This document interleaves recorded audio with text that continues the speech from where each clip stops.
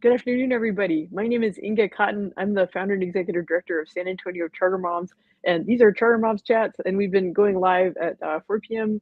weekday afternoons to help families get the information they need to make good choices about finding the right schools for their children. And today we have a repeat guest, Oscar Ortiz. He's an experienced teacher, school leader. He's in the process of founding a charter school of Heritage Classical Academy Houston, and he's a repeat guest blogger at sachartermoms.com and repeat guest on Charter Moms Chat. So, Oscar, welcome. And then I want to kind of set the stage of what we've been working on together. Thank you so much, Inga. I appreciate it. It's always so good to be back. I think it's my third or fourth time. I can't remember. It's That first one was 2 years ago, and I went back looking through my through YouTube and looking through all your videos. You have hundreds of them, by the way, and I found mine. I look so different. I look so much younger.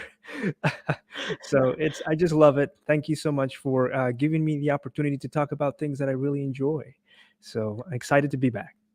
No, it's I remember yeah, you mentioned when we did the interview a couple years ago, and I remember around that time Mhm. you gave me a school tour Yes. at the school on the northeast side of San Antonio, a classical education school, and Yes. now and then what we're talking about today is about school tours. So I guess Yes. Yes. just to give folks some context, in 2022, Oscar has written two guest posts for us already, and they are kind of part one, part two about Mhm. classical education. And I really encourage readers to go find those posts at schartermoms.com. An easy way to find them is you can click on the description of in this video, it'll take you to today's blog post, which is about school tours. And in the header, it's got links to part one and part two about classical education. So I encourage everybody to read those. But I'm Mhm. excited to talk about this like school culture topic that we're covering today. Yes. So, just real quickly, Inga, school tours. I remember the first tour I gave you. That was a long time ago. I've gotten so much better at them.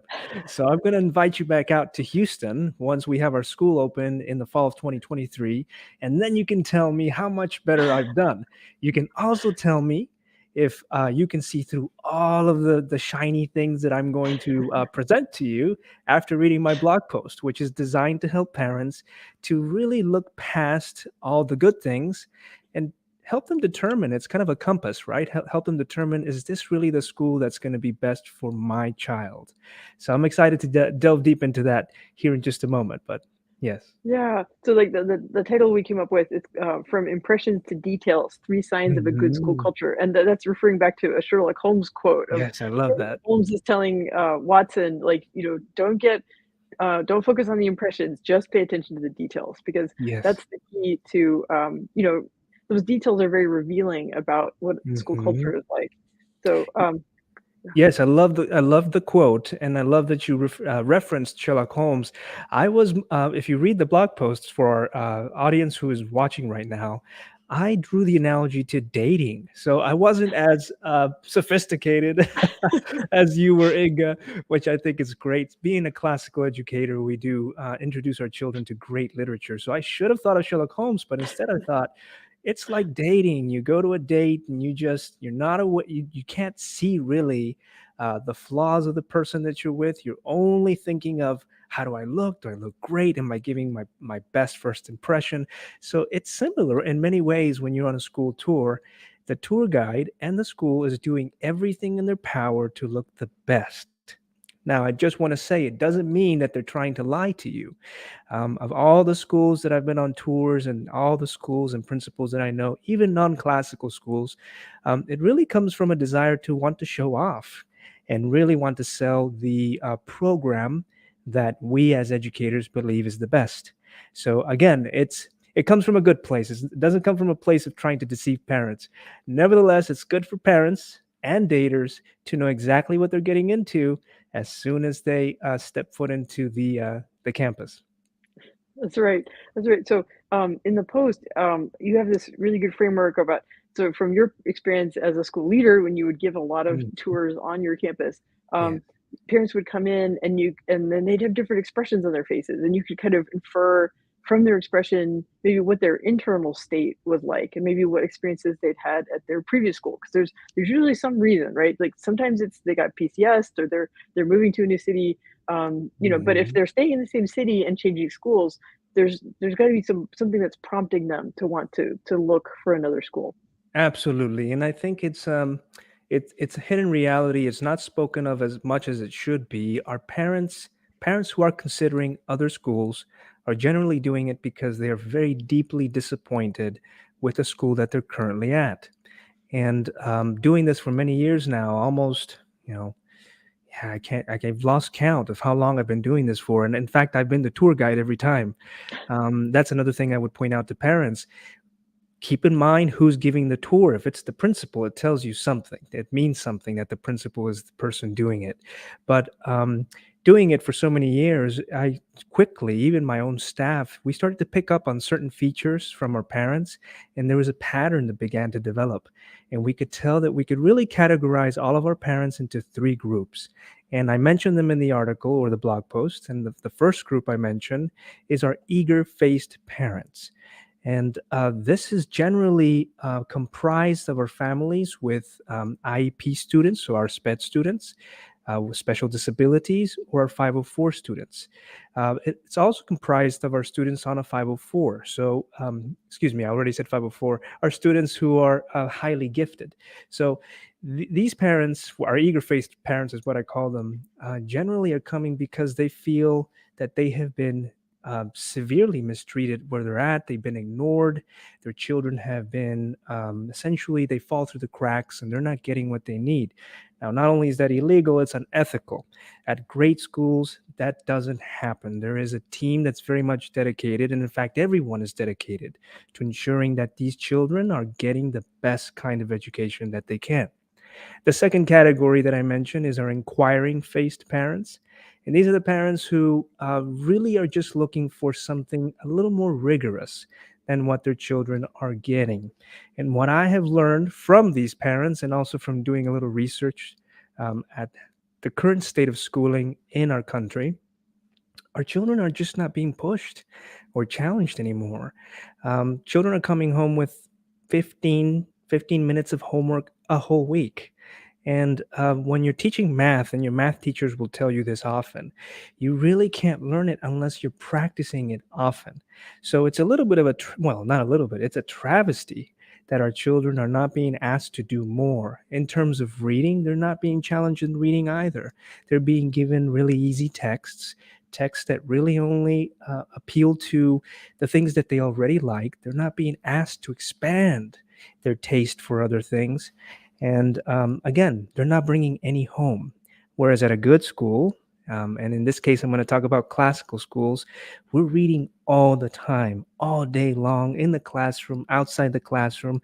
You can tell a child from a classical school, wherever you're at, if it's at the mall, the park, it's at a party, they're always going to have a book with them, and they're going to be trying to get a little bit of reading in every time because they've developed the habit of reading, and also they love reading as a result of all the practice we do on campus.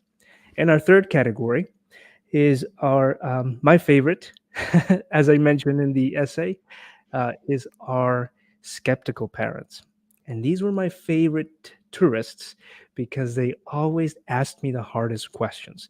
They kept me on my toes, and they gave me a chance to really show off how we do things differently at this school. So if any parent is watching this, that's the kind of parent that they should train to become. And I'm hoping that this blog post will help them become that parent, because not only will you get a lot out of the tour, but you're really going to help the tour guide and the school itself improve its own procedures and the way that they do things by picking up some of the cues and questions that you're asking. So I'm ready to jump in if you are, and I'm excited. That's right. So earlier you mentioned that school tours are kind of like a first date, and the person giving the tour, it might be the principal or it might be a staff member, like Mhm. they're trying to make that positive impression. But then it's the job of the sort of skeptical parent or Yes. caregiver to look for the details, like as Sherlock Holmes would say, like find the details because that's really what's going to guide you towards the truth. So Mhm. so in the blog post, I like you kind of break it down into three areas of the Yes. tour where as a tour guest, like you can sort of stall or you can be especially observant or like ask extra Mhm. questions. And one of them you mentioned is the cafeteria. Yes. which people might be surprised that it's not an instructional space, right? Yes. But what can you learn? What can a parent learn about a school culture from looking at the cafeteria?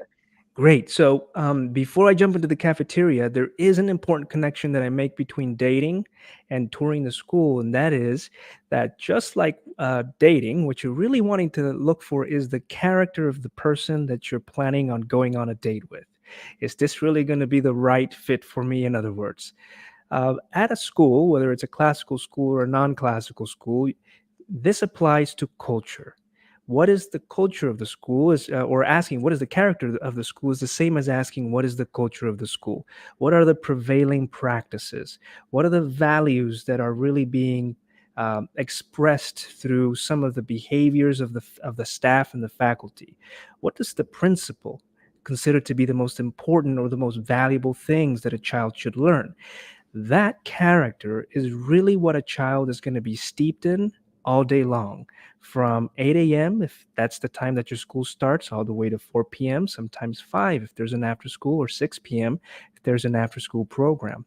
So, as a parent, you really want to look at that because your child is picking up behavior patterns, habits of success, sometimes habits of failure on the culture, or in other words, the character of the school that they're steeped in.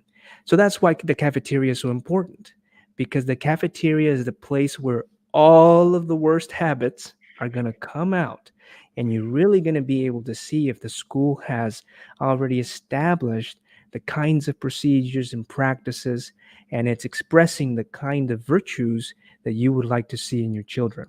So as a parent, this is what I recommend parents do. When you take a school tour, make sure that you schedule your tour around the cafeteria time, if the school allows it, right? There are some schools that won't allow that. But what you really want to see is, how are the children behaving in the cafeteria? Are they screaming? Are they running around? Is there a process for them to get up to go to the bathroom? A process for them to go to the microwave? Is there a process for them to ask for help? Or is it just haphazard chaos all around, children doing whatever they want, very little supervision? That's important.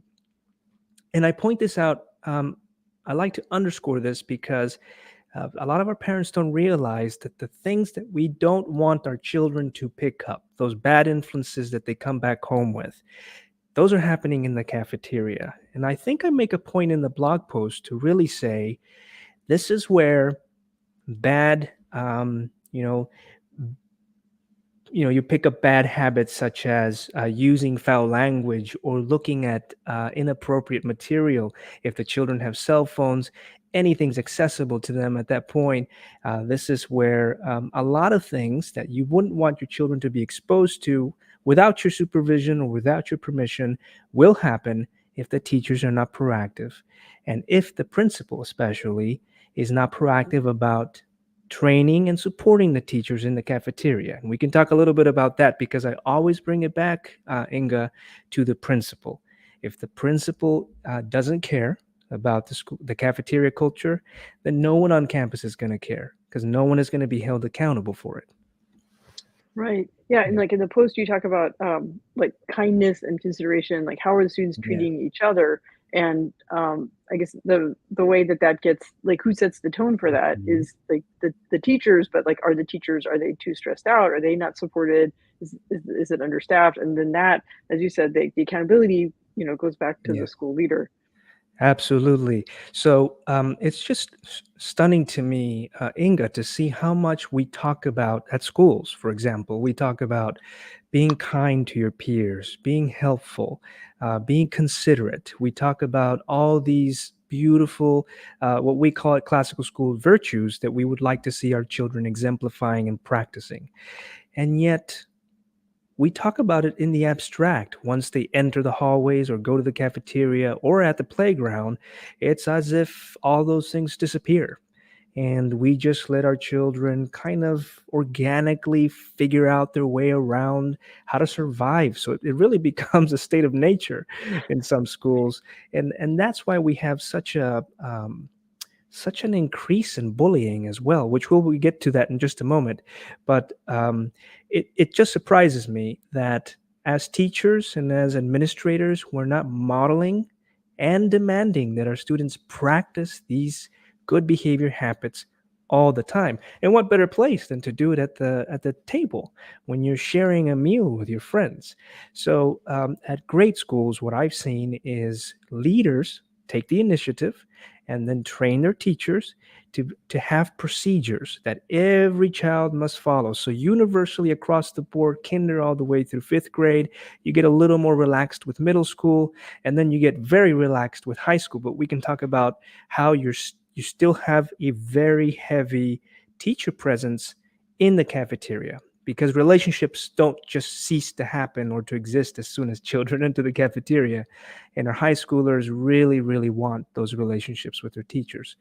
But grade schools will have procedures. Now, those procedures are not just on a paper or on a wall.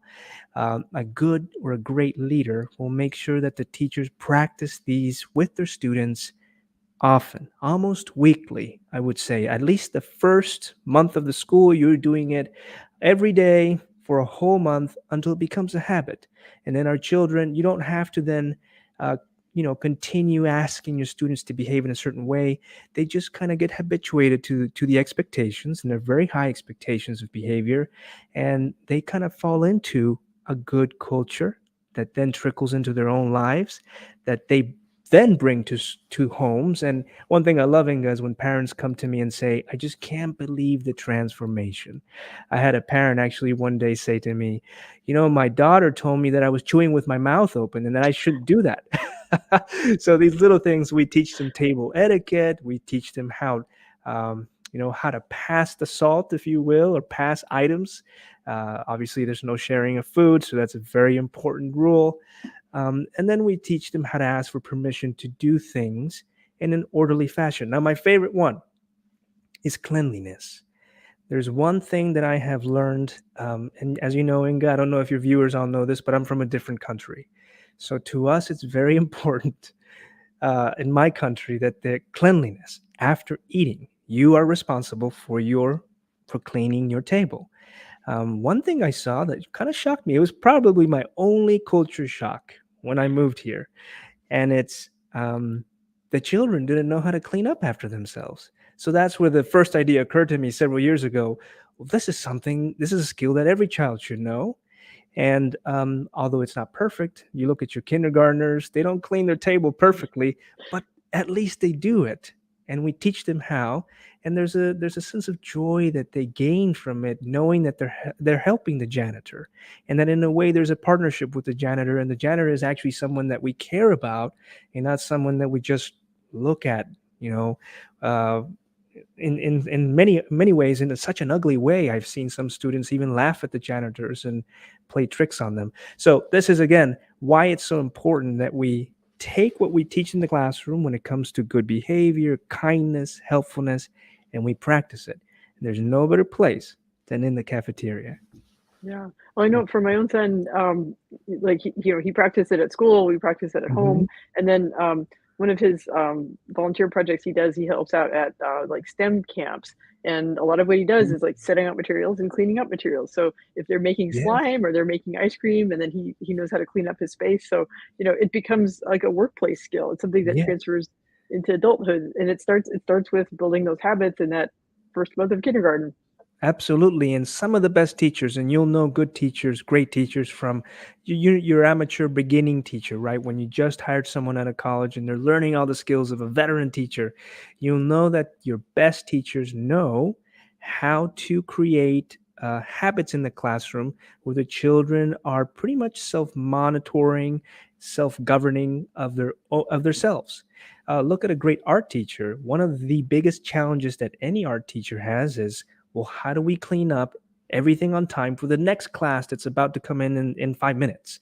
A good art teacher has that down like clockwork, even all the way down to pre-K. So you've got little children being helpful and enjoying it because there is a system of incentives that good teachers and at great schools you'll find always being promoted on campus as part of the culture.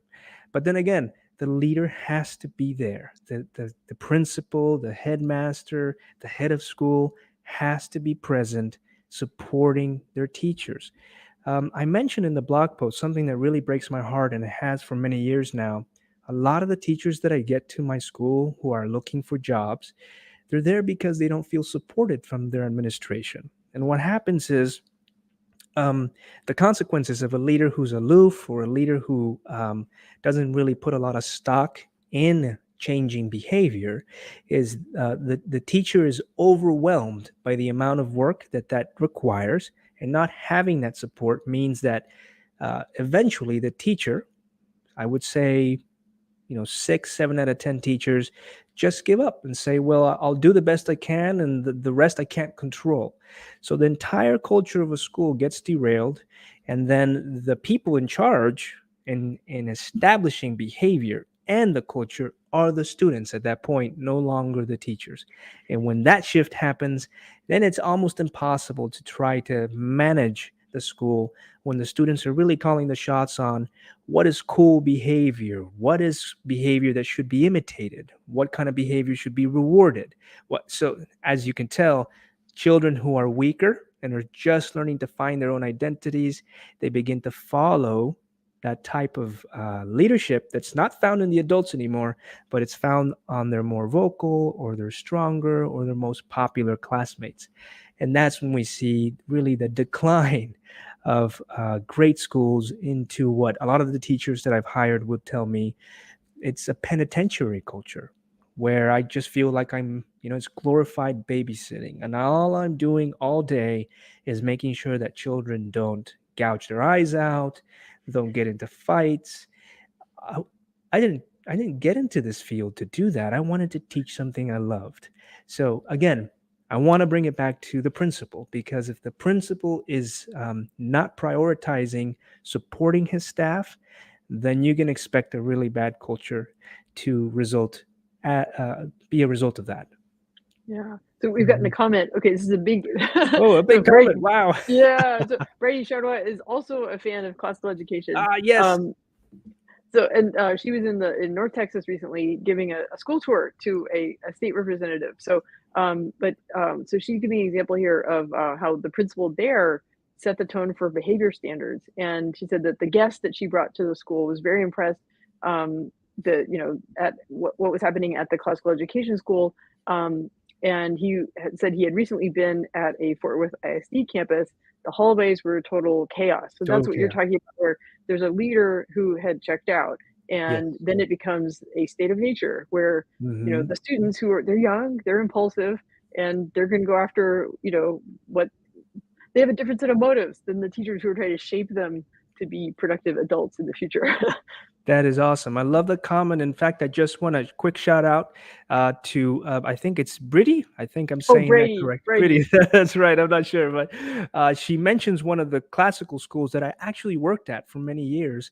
And this is where, with good mentoring from the leaders of the school that she mentions on the screen, this is where I picked up a lot of these good skills, and where I was first exposed to what's possible with our children. We don't have to. What I see is a lot of teachers, leaders, including parents, sometimes will just be like, you know, it's just, we'll accept what we can get. Whereas the real attitude should be, there's so much that is possible that we can be doing with our children that we're not, because we're just simply not challenging them, or we've entered, I would say, into an era in politics and culture where we might not feel comfortable asking for certain types of behavior. And I think this is an ongoing conversation that parents should have with their school leaders and teachers, and figure out a way in which we can do what's best for the children, and not what we believe is best for ourselves, or for whatever other reason there is. But yes, Yeah. school culture will be is key. And when you are touring the school and you're in the cafeteria and you're looking at all these different behaviors, and there's more details in the blog post that I recommend our parents to go and read. The first thing that I would point out is Do you get a sense that the principal is actually supporting his teachers? And you'll see that if the teachers are enthusiastic about maintaining high expectations of behavior, are proactive, energetic, and involved in ensuring that everyone is safe all the time. Yeah. So, in addition to the cafeteria, another area of the school that families will always see when they're on a school tour is the hallways. Yes. And I think this is another example that demonstrates if the school leader is providing teachers with that support about building so that they have the Hmm. energy and the will to build relationships, then that's something you'll see happening in the hallways at Hmm. a school that has good school culture. Um, Absolutely. Yes, my apologies, Inga. no, go Absolutely. ahead. So, following the title of our blog post, the three signs of a good school culture. The second one would be the hallways. There are going to be schools that are very strict about what times you are allowed to do a tour. So, if you can't get a tour scheduled around the lunchtime of your child's grade, then the second thing that I recommend parents do is what we call stall in the halls. uh, try you're the best you can, and some parents can get very creative in how to do this. Try to stall the tour in the hallways, because what you want to do is you want to see a transition period. And by transition, anyone who's an educator will recognize what this is when children move from one class to the other. If you're looking at kinder through fifth grade, where the children might not transition on their own but need to be guided, then it's when your kindergartners, first graders, and second graders are led from one class to the other, such as PE, art, music, whatever specials they're taking. In middle school, there's a little more liberty. They're kind of just free floating and going to their designated classrooms, as well as high school. But you want to see that, because it's almost like a small snippet of what the cafeteria culture could be, except in the hallways. And there are some things that you want to look at, which are: how are the children engaging with each other? Are they interacting with teachers while in the hallways? Or are the hallways empty? Where are the teachers? um, how are the students running, or are they walking? If they're running and they bump up, how do they respond to an adult being in the hallway? Are they surprised that you're there? Do they even recognize that you are present?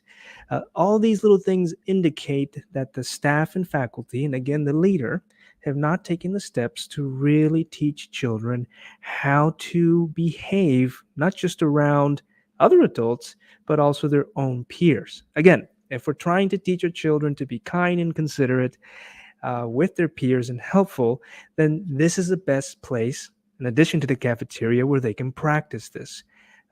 Walking in such a way that you're considerate of others means not running.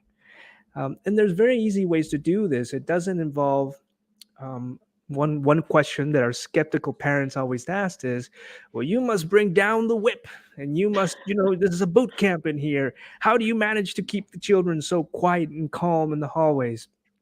We don't have to use draconian rules, and we don't have to browbeat children. I mean, in fact, we great schools don't do that, because that erodes the culture, and it destroys that the element of trust, and that relationship that teachers are trying to develop with children. So, an easy way to really solve that is just, again, practicing those first few days of the school. In fact, at my schools, we usually take up to 3 weeks of this. We would take a few minutes every day. Sometimes we would do it twice a day. Every teacher was expected to do this. They would go out into the hallways and just practice the hallway walk. And that's it. It takes about 5 minutes. It's a great break for the children, especially if they're vigorously learning a lot of material in the classroom. It's a good way for them to get up, get their wiggles out, but at the same time, practice what the expectation is in the hallway. Now, there are other things that you should notice about the hallway in addition to just how the students are behaving, but that gets us into number three. I'm not sure if you had any questions about number two, Inga. Well, I think okay. Well, I think it's in this section. Like, And actually, I've seen this where, like, it seems like almost like the kids are kinda dragging their feet, like Mm. they're not in a hurry, they're trying to stall in the hallways, before they go to their next class, and, Yes. and, like, so, like, I hadn't really thought of it, but, like, you mentioned the post, I was like, I have seen that. I have seen where, like, the kids, like, they don't seem that happy to be there, and, Yes. they seem, like, anxious or they're afraid to go to their next class, Oh, and yes. I just, oof, that's, you hate to see that, It's really sad. And I'm glad you bring that up because it is at the blog post and I didn't cover it just now. But you also want to look at the children's brows, right? You can see on a child's face whether they're happy to be there, whether they feel like they've just, I think that the phrase I use in the blog post is they get lost in the shuffle. Um, the transitions, I also point out that the transitions are places where you get high probability of bullying at these transitions because there's so much happening if you don't have control of them. There's so much happening if you don't have a procedure. It's very easy to hide. For any adult, it's very easy to just miss certain things that are happening. In my schools, Inga, we always did it was our policy not to have cameras in the hallways. And that's, again, we were going in with the expectation for our students that they would behave the best. And there was already from the start a relationship of trust that we were going to take the first step to show that trust. Now, not all schools are the same, and I'm not saying all schools should do that. But when you have cameras, I've noticed that teachers do become a little more non-involved in being attentive to what's happening. This is when children get called names, they get bumped, they get just there's so many accidents that could happen. This is when children end up in the bathrooms where they're either being exposed to things that are inappropriate or they're being done things to them, unfortunately, that are also inappropriate. So it's highly important that at this time our adults are very present in the hallways. Now, how are they present? They're not present as policemen or policewomen. They're present as guides and mentors. And the way to do that, again, if you want to notice as the children transition, how are the teachers interacting with their students? Again, because it's a transition period and most teachers are not expecting parents to be there, if it's not a habit already, you're really going to see the reality of how the children are taught or spoken to on campus. Are the teachers raising their voice? Are they yelling? Are they threatening? Are the teachers engaging the students in the content that's just been covered? In high school, what you should expect, and also in middle school, you should start this really as early as third grade. But in high school, what you should expect to see is children coming out eager to continue talking about the subject that they were just discussing. That is a vibrant, not just a vibrant classroom, but a vibrant community in where everyone understands that while we're there, we're here to pursue the things that are timeless, the things that matter, the questions that are most significant to human existence. And those are things that children love to engage in, even as early as kindergarten. So, good teachers and great schools find ways to really emphasize that skill or that practice being done every single day. Mhm. Mhm. And when schools have robust extracurriculars and sports, Yes. that's an extra because then maybe, a student might see their coach or their mentor from that extracurricular in the hallway, and it's another opportunity to say, like, "Hey, see you at practice," or, and, whenever I see that kind of dynamic at school or, like, the student's not leaving or going to that teacher's class, but there's a relationship that exists beyond the Mhm. classroom. Whenever I see that, I always go, Oh, yes. "Ah, that's a good sign that," and, I think in order for teachers to be able to put that investment into the clubs or the sports, that means that they need to be getting enough support from their school leader, right? They might need Yes. a prep period, or they might need, to make sure they're not covering too many subjects, or, they know that if they need personal time, they can get the personal time. Like Yes. it's like those inputs that are behind the scenes that maybe like Yes. parents aren't seeing, but that's what good school leadership does for their Yeah. teachers. And that is, again, that is the culture. And for a parent or someone who is not very much engaged in education, and those are hard to catch. And that's why I think it's important.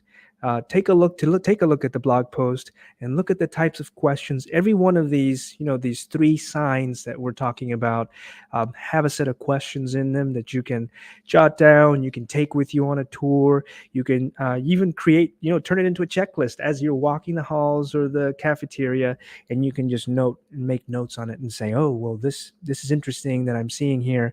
It's not really meeting my expectation, for example. And this is really going to give parents a much sharper uh, sight to catch the red flags, because there's just so many bad cultures out there, and so much what we call in the adult world a toxic work environment. None of us want to be in a toxic work environment. I'm surprised that as parents, teachers, and principals, we're okay with our children being in a toxic work. It just boggles the mind. If we can't, if we don't want that for ourselves because it hurts our performance in our workspaces, just imagine what it does to children to be in an environment where they don't feel safe, where the transitions are actually moments of great fear for them, and they're trying to move from one classroom to the other because they know they're going to get, they know what to expect from the bigger boy or the bigger girl who might be targeting them. So again, this is a good school culture won't have these things. And it goes back to the leader making sure that he or she has prioritized these things from the start. And that comes with the hiring, finding teachers who can see this and see this. They have an eye to eye with the principal, and teachers who are willing to go beyond what's expected at other schools to ensure that if we're really going to shape the character of a child, it's going to have to be the culture that they're steeped in, because that's how we shape their characters. Mhm. Yeah, yeah. So, well, so you've given a lot of information about like what parents can look at for if the kids are if they get to see the kids in the hallway, right? And Mhm. if possible, they can get creative about stalling. Yes. But there's you have one more fallback, which is like even Yes. if there's no kids in the hallway, you can still That's learn right.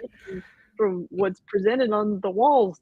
Although Mhm. with the caveat that some schools are Potemkin villages, right, where they can put a coat of paint on it, that there might be problems underneath. So just be skeptical.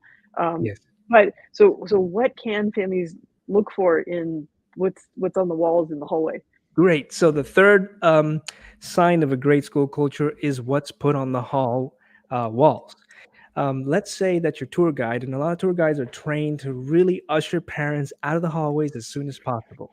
They're looking at the clock. They can see that in just a few minutes, the kids are about to come out, and it's just going to be a flood of children everywhere. It's a mess. Trash is thrown at this point. The kids just simply don't quite know how to move in the hallways in a way that is safe and respectful of others. So, tour guides are looking at, how do I move this tour as fast as possible? Good tour guides already have it down to a clock. They know where they're going to be at any given time. So if you can't stall because you have a very good tour guide, my next recommendation, which is the third sign, is pay attention to the walls. What's on them? The walls will speak to you and they'll tell you what really matters at this school. And there are a couple of examples that I give in the blog post. What matters to the teachers? How are the students, for example, being rewarded? What are the rewards that they receive? At great schools, the rewards always tend to be around character traits and academics, because that's what schools are for. Other schools will tend to create awards that really incentivize perhaps types of behavior that will undermine the work of the teachers, that will only exacerbate the behavior that is creating a bad culture in the school in the first place. So that's very important. Look for that. At my school, we had an award for poetry. So it was very important for our children to memorize a certain number of poems a month. There's usually one poem a week. The classroom that was able to get the most poems memorized, they would get a little shield. We call it the poet's garland. And it was this beautiful shield with a garland on it. And they would get that shield outside of their door so that the whole school could see that they were the winners of the Poets Garland. That's something that I valued, right? So as you're going the halls, you'll also be able to tell, what does the principal care about? What are the things that the principal really wants to highlight? More often than not, what you'll find is that the principal doesn't care about much that's going on in the hallways. So it's going to be a hodgepodge of things. It's going to be erratic. There's not going to be a pattern in the decor.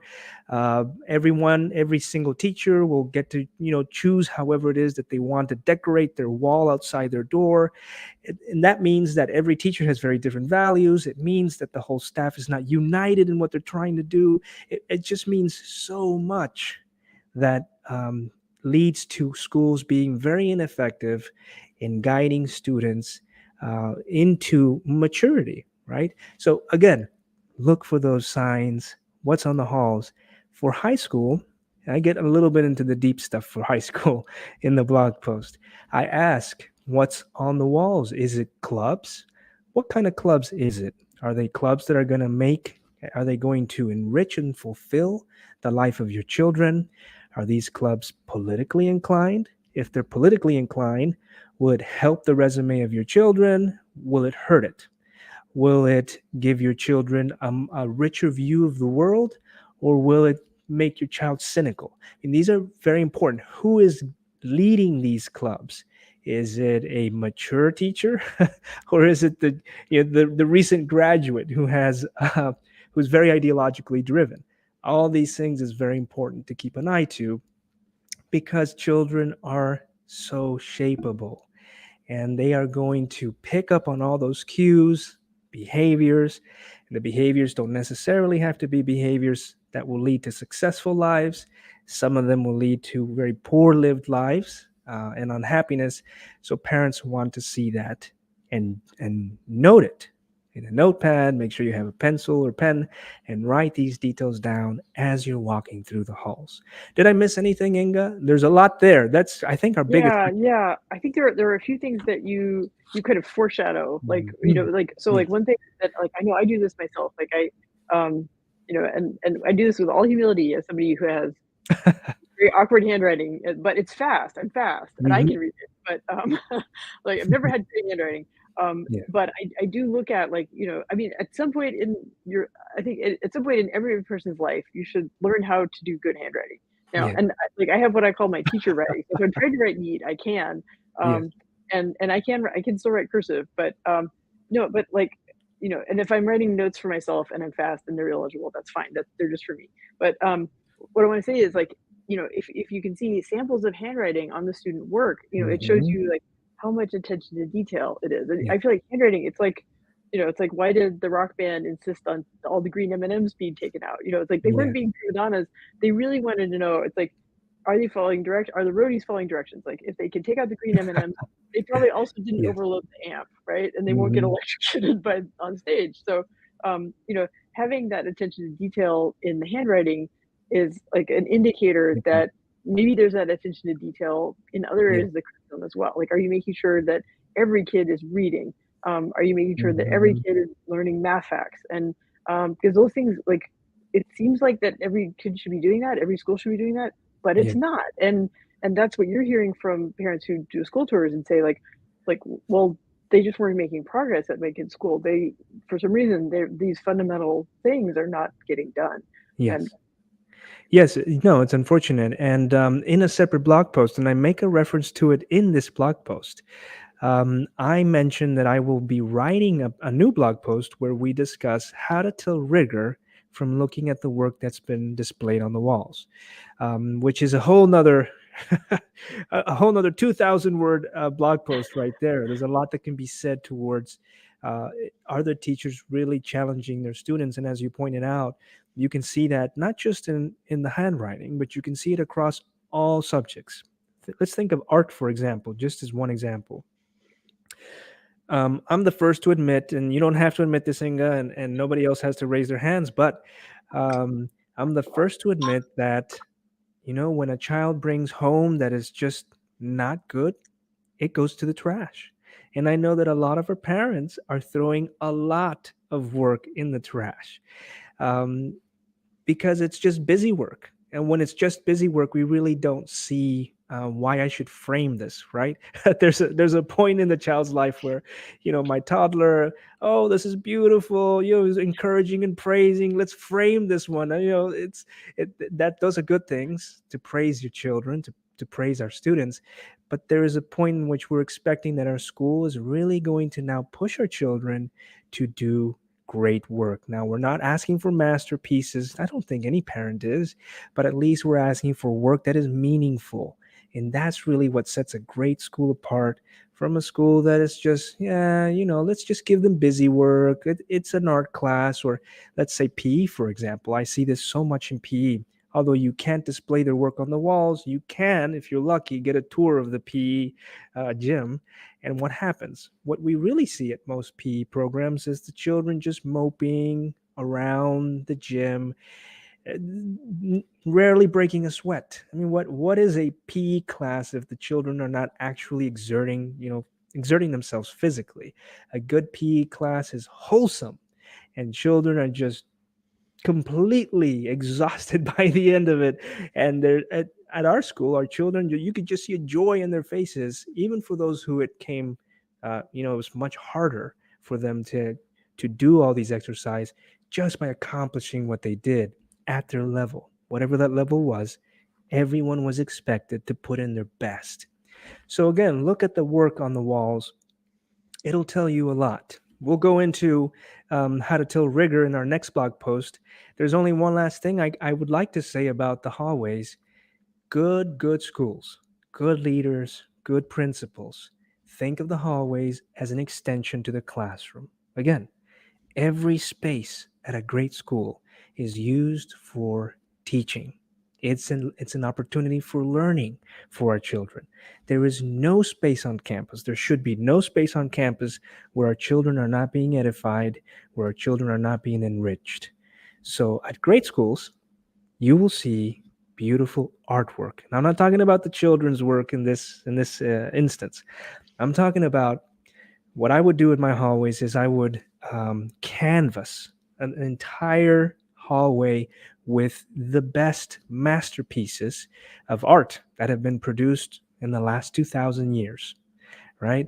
And I would go ahead and display that. I would make sure that we got the best quality canvas, a beautiful frame to put on it, and like a museum, they had a little description next to it of where this was made, who was it made by, what date, and what type of genre was it, what kind of art movement was it, because it was an opportunity for our children to be exposed to beautiful art that otherwise they would have never. In some cases, I work with a lot of Title I students, Inga, and those are our most disadvantaged children. In some cases, they'll never get a chance to see that. So already, I am radically changing the experience of these children's lives by exposing them to art that will be meaningful to them. Every painting tells a story, and good teachers take their children on tours across the hallways to learn from beautiful works of art. That can include also beautiful math theorems. So we're very big on uh, mathematical proofs because they're elegant and they're beautiful. And we want our children to see that beauty really is not something that just the artist or the poet does, but the scientist and the mathematician also has an eye for beauty, and it's significant in their work as they pursue truth. So look for that. Is the hallway an extension to the classroom? Does the principal really think that the hallway is a worthwhile place and time for children to continue learning and reinforcing what they're learning? If if he or she does, then you've got yourself a good school. And it's part of showing respect for the students that their time is valuable and that Yes. even the time that they spend in the hallways, it should be time that they can soak up Mhm. good stuff. Yeah. Yes. Yes. All the time. And you pointed this out last time, and I've kept it with me because I thought it was a great insight, which is, are we respecting our students? Are we really taking into account their dignity as human beings? Someone who does will do the best they can to offer them the best. So, yes, look for that in your schools. Very important. Yeah. Yeah. Okay, well, these 3 areas, like Yeah. the cafeteria, how the transitions work in the hallways, and then Mhm. how the hallways are decorated. Those are great tips, and I know we've talked about it in detail, but I really encourage folks to like go to the description of the Yeah. video, click through, read what Oscar has detailed there, because he gives lots of examples and lots of questions to ask. But there's Mhm. an additional set of questions at the end, Ah, yes. that, like, so it's like, right, so like, the tour guide has this all mapped out of like, we're going to go to this classroom, we're going to go to this classroom, Mhm. and then at the very end they say, so are there any questions? So what should the parents ask? Oh my gosh, yes. So, this is great. So after you've done all your note taking, as you've traveled through the hallways, now you're ready to ask the difficult questions. A tour guide will be, your tour will be flabbergasted. He or she will not know what to say, because the goal of the tour is to end without any hiccups. So, what I would do in instances where I found myself not being able to answer a question satisfactorily is having a follow up meeting one on one with those families. In most instances, these were questions that involved very intimate, private, personal challenges with their children, maybe some concerns or fears that they might, find themselves in the same scenario as they were in their previous school, some horrific story of how they were treated, etc. Um, but if you have been taking notes on today's interview, you're going to have an extra set of tools at your disposal to ask some great questions. And one of those is very important to me, and I think it should be very important to parents as well. How often, question number one, how often is the principal in the teacher's classrooms? Okay. So if you've paid attention to the entire interview, and if you read the blog post, you'll notice that the prevailing theme is what is important to the principal, right? Because what's important to the leader is going to be important to everybody else. Does the principal think that your children's academics is important? If he or she does, then she's going to be in the classroom. It's just a no brainer.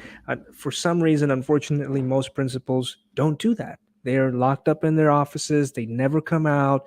The excuses range from there's just too much busy work, there are too many fires to have to take care of. There's always an excuse for not getting out of the office. However, a good principal, once again, she will have her schedule so well organized that she will prioritize. And that's the word, the key word. She will prioritize visiting classrooms, building relationships with both students and teachers, and keeping everyone accountable to the vision of what a school is. So ask that question: how often? A good principal will be in a classroom at least once a week, right? Every teacher's classroom once a week. If your school has several hundred employees, and that's impossible, so you can make allowances, maybe once every other week, or maybe once a month. But is the teacher in the classrooms, or has the teacher hired a team of instructional coaches to be in the classrooms? That's very important. I would care for, does the teacher go into the classroom to talk to the children? One of my favorite things was to go in and story tell. And I don't know if you can tell, Inga, but I love storytelling. I can tell stories forever.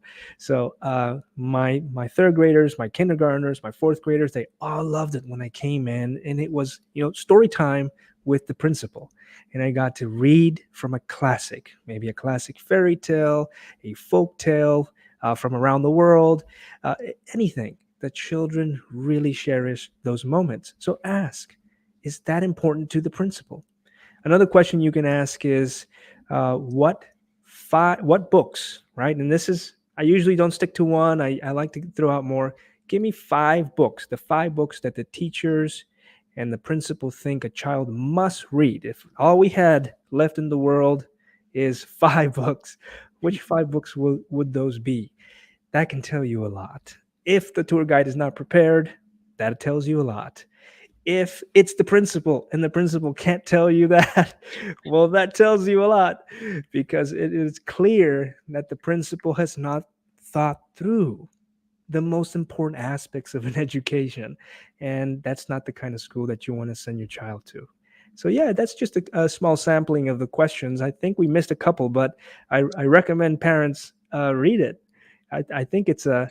You mentioned earlier, Inga. It didn't feel like a long post, which made me very happy to hear.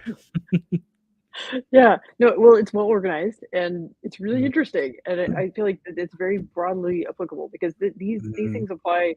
I mean, your specialty is classical education. That's what you've worked in. That's what you're building. Yeah, But this advice works for all kinds. You know, yeah, whether if they're looking for project based learning or STEM or yes, career education. Like these principles apply to any school. These are just universal concepts of what are the signs of a good school culture, how it comes yes, from leadership to teachers to students, and how yes. they're treating each other with kindness and consideration. And Hmm. then you won't see, hopefully, that that chaos that happens on too many campuses where just like the order has broken down, and Yes. we're letting the inmates run the asylum, and it's not good. That's right. No, and I love that you point out that they are universal. I came by them through classical education, and what I've seen, and I've seen this in primarily in classical schools, but my role, my goal, my vocation, if you will, has been how do I make this more accessible to everyone, because it should be the practices that are being implemented at Montessori schools, public schools, STEM schools, because all of our children deserve a great education. And if somehow we can make this available to everyone, then I would have, right, I'd reach my goal. And this is why I love Heritage Classical Academy, and we want to have our school open in the fall of 2023.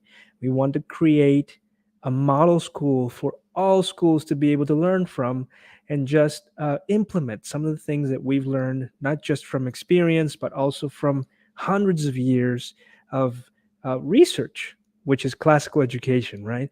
So I would encourage our viewers to follow us, to sign up to our newsletter. We have so many Twitter handles. I know you've prepared some of them for us, Inga. Thank you so much. And yeah, I'm excited to write some more. That's right. So I would encourage folks. So Heritage Classical Academy Houston Mhm. is what Oscar is working towards right now. So it's in the application process at Yeah. the Texas Education Agency. So fingers crossed. Yeah. I know there's like more hoops to jump through, but so the way that families can keep up with Heritage Classical Academy Houston is go to the website heritageclassicalhouston.org, and Hmm. that will that's how you can join the interest list and follow on social media. And then I want to encourage folks to like find. So Oscar has a strong presence on social media, especially Twitter. It's never boring. It's always thought provoking. So on Twitter, he Thank is you. at O Ortiz Duarte. So it's OORTIZDUARTE. That's I spell it Mhm. out for the folks on the podcast if they're not seeing it on the video. Oh, that's Um, great. Thank you. and so that's Twitter. It's O Ortiz Duarte, and then on Instagram it's Oscar Ortiz Duarte. Um, and those links are in the bottom of the blog post too. So if you don't want to type it in, just go to the blog, click on the link in the description, takes you to the blog post. Mhm. Go to the bottom, and that there's sort of a bibliography. It's got other posts that Oscar contributed to our site, more information about classical education and about school culture and things like that. Because it's really an important topic. It underlies so much of what Mhm. we're trying to do to help families find schools that are the right fit. Because even if it's a great model on paper, even if the school makes a good first impression, but you got to look at the details and then understand. That's what will help you understand, is this school going to be a good fit for my child? Absolutely. And we have an event coming up, Inga, if you don't mind me quickly just Go ahead. mentioning it. We have, again, Heritage Classical Academy is fashions itself to be a real community school. We want to really reach out to our families and create community. We don't just want families to come to us. We do everything we can to go to them. So we are putting on an event called Protest Your Taxes. It's going to be April 1st. I know for any property owner, for anyone who is a small business owner, tax season is upon us right now. You've probably already got a letter in the mail. I have. So Protest Your Taxes is a free event. It's going to be in Houston, April 21st. Oh, You can visit our website and you can find all the information there, but you will learn how you can get those taxes lowered so that you end up keeping more of your money than losing it. And it's just a fascinating topic.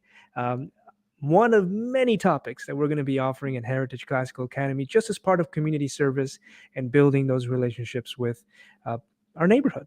So Thank you so much, Inga. I appreciate your time. Yeah, yeah. Well, it's an important thing that schools can do, and it's part of what SA Mhm. Sherwood does is helping families understand. Like schools exist in this policy context, Yeah.